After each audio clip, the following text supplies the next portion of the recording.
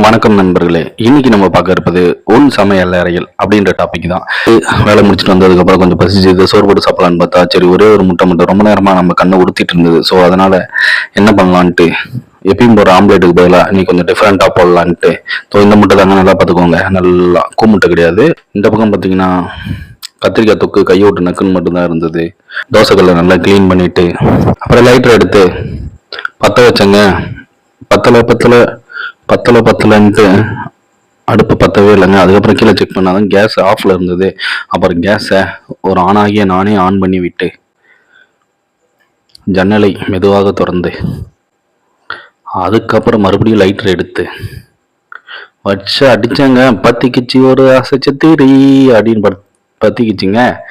சரி ஓகே, இதுக்கப்புறம் முட்டை எடுத்து போட்டலாம் அப்படின்னு பிளான் பண்ணி பார்த்தாதான் தெரியுது, முட்டை எடுத்துட்டு வீடியோ எடுத்துக்கிட்டு நம்மளால ஒன்றும் பண்ண முடியலங்க. ரொம்ப கஷ்டமா இருந்தது.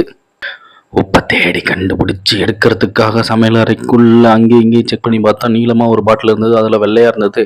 அது சர்க்கரையா உப்பான்னு கொஞ்சம் டவுட்டாக தாங்க இருந்தது. கையில் எடுத்து நக்கி பார்த்தா உப்பு தான்.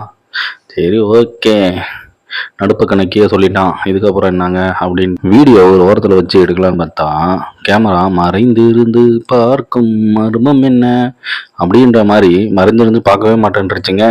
அப்படியே எடுத்து கத்திரிக்காய் மட்டும் ஒதுக்கிட்டு அந்த தொக்கை மட்டும் எடுத்து அந்த முட்டை மேலே அப்படியே போட்டு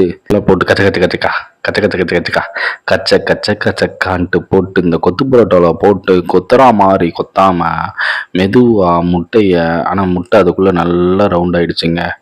முட்டை ரவுண்டாக தானங்க இருக்கும் அப்படின்னு சொல்லாதீங்க, முட்டை ஆம்லேட் ஆயிடுச்சுங்க. அந்த ஆம்லேட்டு மேலே இதை ஊங்க. இதுக்கு என்ன பேர் வைக்கணும்னு தெரியல. இதுக்கு ஒரு நல்ல பேரை நீங்கள் கமெண்ட் சொல்லுங்கள். சாப்பிட்டு பார்த்தோங்க. வாவ் சூப்பர் எக்ஸலன்ட்லாம் கிடையாதுங்க, நல்லா இருந்தது, அவ்வளோதாங்க.